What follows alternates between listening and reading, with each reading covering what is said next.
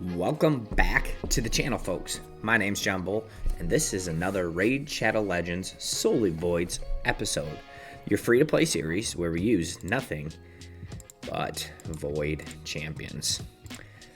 Okay, so we got a good bit of work going on in the account. I think we must have accidentally hit hard over brutal. Whatever, maybe we'll get something good out of it. Snipe a void. It'd be all worth it. It's really all we're ever looking out of here. Epic books are going to be big. In fact, we're going to book out some champions here today, and we're very, very excited to do so. We've made some really big yes gains on the account in a couple different areas. So the first area I'll talk about, I gotta get this done first before I move on. Otherwise, I'm gonna ramble and ramble and ramble. So let's just one more void. That's all right. We have a really good. We're starting to get a real solid stockpile of shards again. We were kind of at a low after a couple events to get a free Lego. But hey, we're making good progress getting back to where we needed to be. Okay, we're making great progress. Let's talk about those areas where we're making the good progress. The first is the classic arena. Whenever there's a tournament, people do the good work. It doesn't look like here. But people definitely go and do the good work and make it easy to complete these events. And we kind of cruised right through it.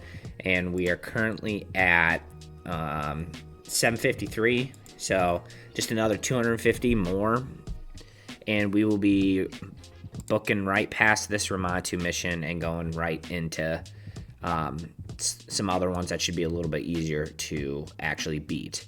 I'm hoping we might want to try to grind real hard over the next few days, because I already have Doom Tower normal and hard cleared, and it resets pretty soon, I'm pretty sure, so I need to make sure I'm getting that. But then it's smooth sailing for a while, and then we'll just have a little bit of more extra work to do. The other area that we're cruising right on through is not the Marius missions. We haven't farmed the dungeons in a couple days because we've had a little bit of downtime. We've actually been doing Minotaur. Holy cow. Been doing some Minotaur.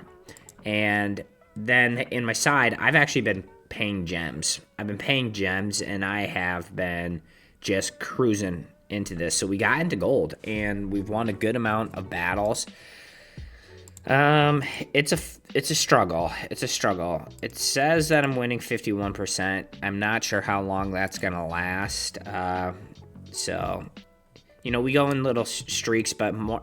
The thing that's nice that I kind of realized is that if you win, once you hit like a threshold, the worst you can do is 9 below that. So, like, for example, we're at 778. We go -3, -3. We might go -3 one more time, but then the next time we win, we go right back up to where we started from, assuming that you don't lose to the bot, which I haven't quite yet, I don't believe. So then the key is trying to get a couple wins, like, chained off in a row, is, maybe lose 3 in a row, but then I win 2 in a row, and then I'm up 18, and then I can only go back down 9. But we're making really good progress. I got a good amount of crests. Very likely I put those into the faction war areas. Okay, as far as faction wars, we haven't really made any progress. We're leveling some champions up. Skinwalkers and Undead Horde and Orc. Those are kind of the 3 right now that I think we're going to beat next. Though we still have to do barbs, and we're putting some work into some dwarfs, and then Shadowkin is just going to have to be its own thing. I don't know, we might have to hope for like an epic progressive or something like that. We've also gone in here and we got this, so I think hopefully that sends it here. No, they make it very unexciting about where you are getting these rewards, so let's find out. Nope. Must be in here. Filter, just new. Okay, so we got a dwarf pinpoint, okay, and a Shadowkin attack. That stinks. Undead, no speed. That was lame. That was real lame. But we got the Forge Pass completed, so we'll forge up that material. We have a Champ Training Tournament. Okay, so we're going to go pretty hard at this. We're definitely going to try to max it. Doesn't look like there's anything here that's actually worth us going for, but we obviously want the fragments. I want the soul stone, and then the essence is always a big deal. We're doing something unique with the essence, so we're going to try to, man, if we could get as much of that done before the dragon tournament tomorrow. There's also dungeon divers that we can coincide with that. Try to double dip. We are kind of going for the fusions, but the epic, obviously. We're not going for the actual legendary. Okay, the big news. I have made a 100% Iron Twins team stage 15. And I don't even know. Is there an area bonus for it? Oh, there sure is. And we've put nothing in here, so that's really, really, really nice. So we can save some of these crests for other places. So let's go take a look. Should have left one key. I did. We have not seen it fail, and we have done it for 3 days in a row. So that means we're officially farming the Iron Twins. The team is made of the combo of Sir Nick and Noelle, and we're just staying alive from the unkillable. But then we have Shuzen to keep us going through. We reworked her and got her about 20 some extra speed. But also it's really important for the Iron Twins to have a decreased speed. Mithrala to land poisons for damage, increase defense to stay alive, and then a strengthen to cleanse and stay alive. Noelle, we know she's healing. She's keeping the team alive. She's activating Sir Nick's unkillable. But then we put Yanessa in. So we talked about how we want Yanessa, or Incensa, into this team. She's not fully mastered yet, but she's getting pretty close. And so she's just putting out a decreased defense and weaken on the boss to help us just deal damage. Poison Cloud to help try to keep somebody alive. They're going to weak hit, fills their turn meter, keeps them going. A lot of times she's targeting Sir Nick, which is nice because then that keeps us chaining through the unkillable buff. And then here, actually, this ability is really, really good. So AoE attacks 50%, has 50% chance of placing a 50% decrease attack. So that's really good, big in this battle. The ally with the highest crit damage also joins the attack. The enemy with the lowest, well, there's only one enemy, so it's got to be this, and they just use a default skill. So it just really helps crank damage out. We're going to do this fight here in a second, and I hope this doesn't mess it up, because we haven't seen it fail yet. I want to actually upgrade some skills. So I saved these legendary books exactly for an event like this, because I knew we would definitely want these points. So let's just go ahead and spend $120,000 and a bunch of legendary books, and we still have 24 left over, so that's awesome. Then there were some other champions. So we do want to book this guy out. He is one of the few that we are building up. And then epic-wise, I think I have most of the epics I want booked out. We're going to want to book him out. Okay. So we did get a Yuzan. Hopefully by the end of today we have a second one. But yeah, let's go ahead and get in here. It's nothing fancy. It's not super fast. It just kind of does the job. So let's just sit back and watch for a second.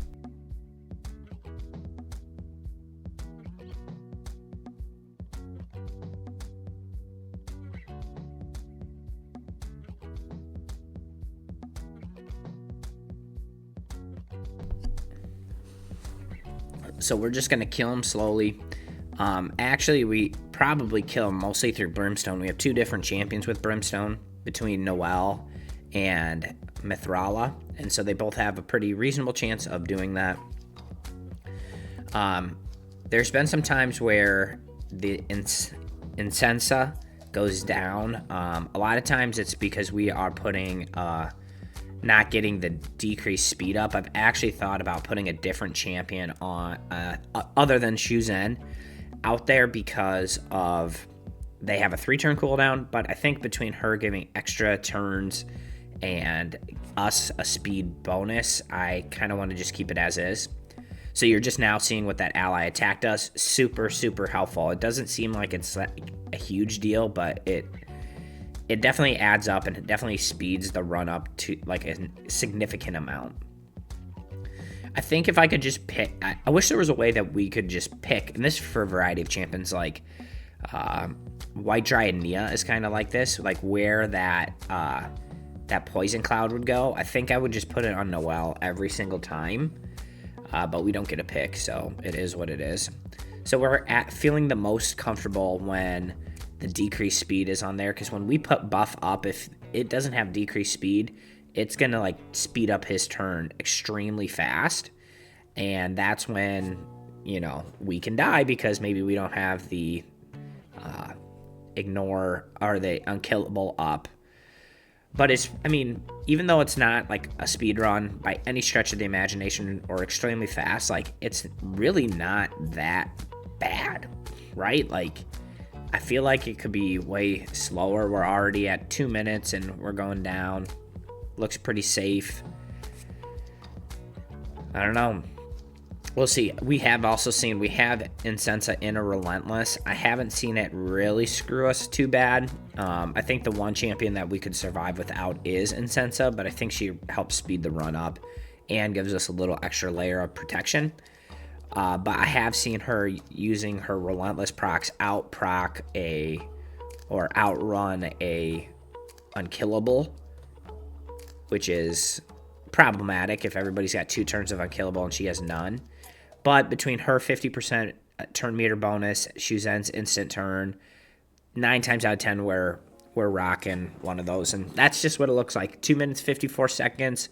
Looks like that's the best time. We saved the best time for the camera. Okay, so that was pretty nice. We are, we're cooking, you know. And so Nick, not doing a ton of damage, but he's doing a good amount because of Incensa's like ally attack, Mithrala, just the poisons. And actually Noelle puts out a good amount because of the Brimstone. Okay, so that is the Iron Twins team, which is nice because we desperately, I shouldn't say desperately, but we really need to kind of up our blessing game. I don't feel like our blessing game is where it needs to be.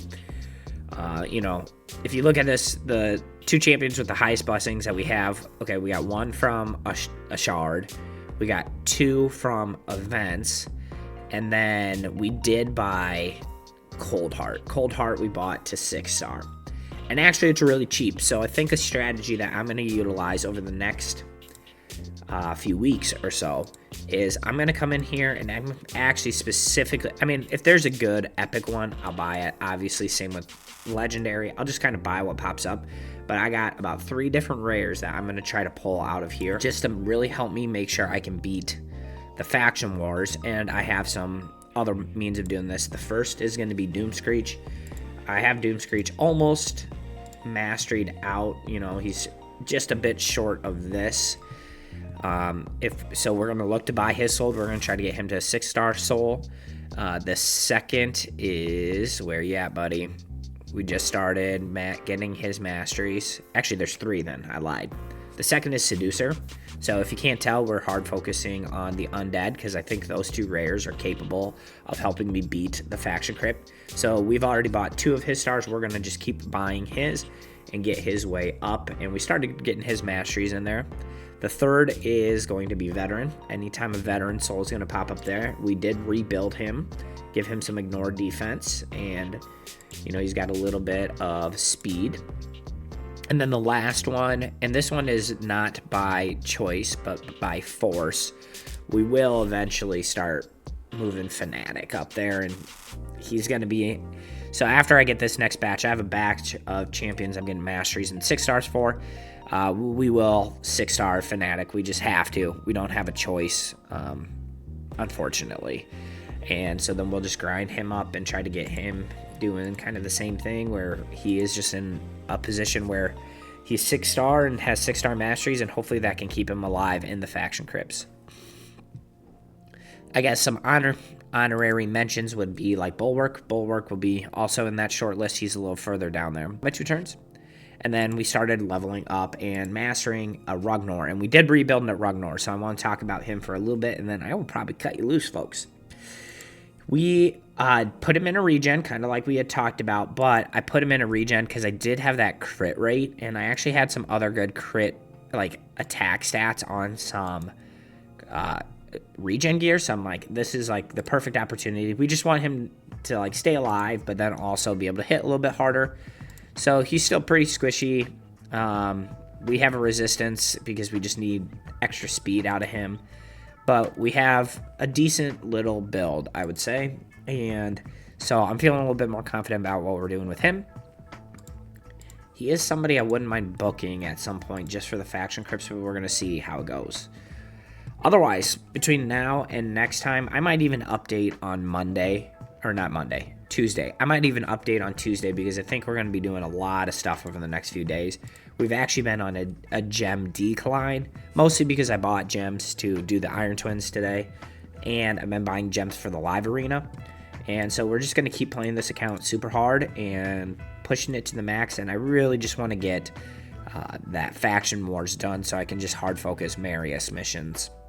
Otherwise, folks, that is the whole video. I really appreciate everybody popping in. We hit the 500 subs. Way to go. High five. So that was really lame. Anyway, we hit the 500 subs, so now we're on to 1,000. So on your way out, don't forget to like and subscribe, and I will see you folks on the other side.